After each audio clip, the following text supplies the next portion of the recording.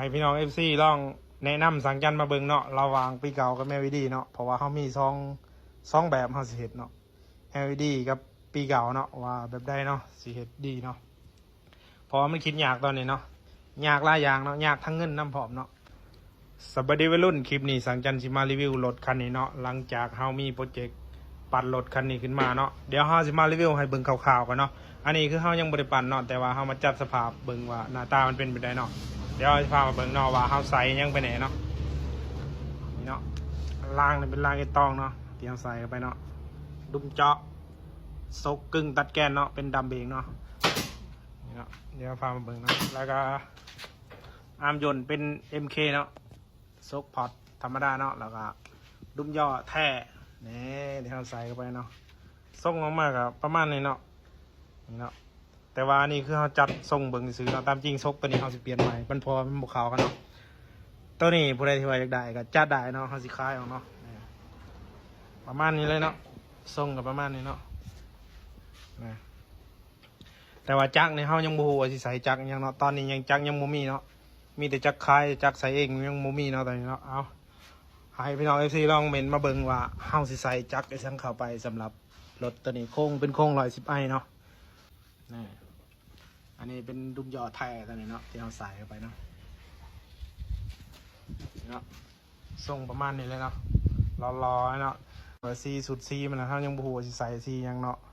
อันนี้เฮามาอัปเดตให้พี่น้อง FC ได้เบิ่งได้ชมนำกันเนาะว่าสุดซีเฮาสิใส่ซีหยังนะแล้วก็รถนี่เฮาก็ยังคิดอีก2จิต2ใจเนาะที่เฮ็ดมานี่ก็คือว่าคิดมาเฮิงแล้วนะว่าสิเฮ็ดรถตัวนี้นี่โค้งนี่ก็ซื้อมาแต่เฮิงแล้วแต่ว่าเฮายังบ่ได้เฮ็ดเนาะอันนี้คือเฮามาเฮ็ดกำลังมาเริ่มเฮ็ดเนาะแต่ว่ายังบ่ฮู้ว่าสิเฮ็ดเป็น LED บ่หรือว่าปีเก่าเนาะ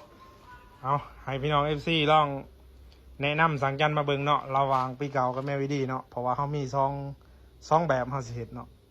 LED กับปีเก่าเนาะว่าแบบใดเนาะสิเฮ็ดดีเนาะเพราะว่ามันคิดยากตอนนี้เนาะยากหลายอย่างเนาะยากทั้งเงินน้ำผอมเนาะเพราะว่าบ่มีเงินนะแต่ว่าอยากได้คือหมู่เนาะเขาก็เลยมาคอยซื้อมาทีละหน่อยทีละหน่อยเนาะ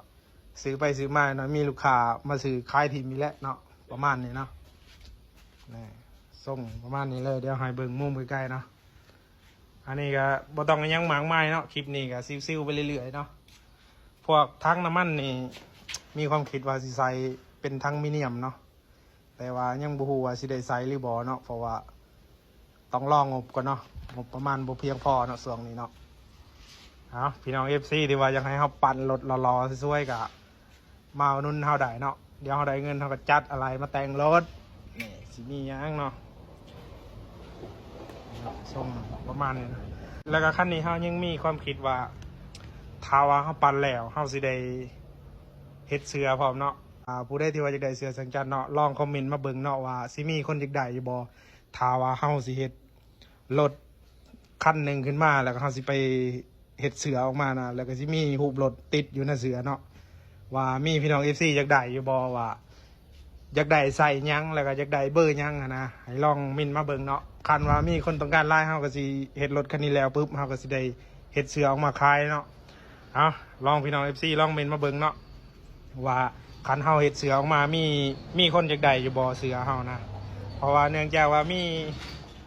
เฮาก็ได้เห็นคนอื่นเนาะที่ว่าเฮ็ดเสือเฮ็ดหยังออกมาขายเฮาก็อยากลองเฮ็ดเบิ่งเนาะเผื่อว่ามีคนอยากได้ของเฮาเนาะเอาให้พี่น้อง FC มินมาเบิ่งเนาะว่าคันเฮาเฮ็ดเสือออกมานี่สิมีคนซื้อเสือเฮาบ่นะอันนี้คือเฮามาถามพี่น้อง FC เนาะอันนี้เว้าลีได้บ่แม่นเว้าลินได้นี่ได้เว้าลีเนาะเพราะว่าคือคันเฮาปั่นคันนี้แล้วเฮาสิเฮ็ดเสื้อกันว่ามีคนอยากได้หลายหรือว่ามีพี่น้อง FC ต้องการหลายเนาะเฮาก็สิเฮ็ดเสื้อออกมาเนาะถ้าว่าบ่มีผู้อยากได้เนาะเฮาปั่นรถคันนี้มาแล้วเฮาก็สิบ่ได้เฮ็ดเสื้อเนาะอาจสิได้ขายรถออกอีกเนาะอันนี้ก็มารีวิวให้พี่น้อง FC เบิ่งประมาณนี้เนาะเอาก็อย่าลืมพี่น้องถ้าเบิ่งคลิปแล้วก็ฝากกดไลค์กดแชร์สังจันเนาะดีที่สุดคือกดติดตามไว้เนาะติดตามสังจันบ่ผิดหวังแน่นอนพี่น้องรับรองว่ามีแต่คลิปแนวดีๆมานำเสนอพี่น้อง FC คือเก่าเนาะเอาคลิปนี้ก็ประมาณนี้เนาะรอติดตามผลงานคันนี้ว่าหน้าตาออกมาสิเป็นจังไดเนาะ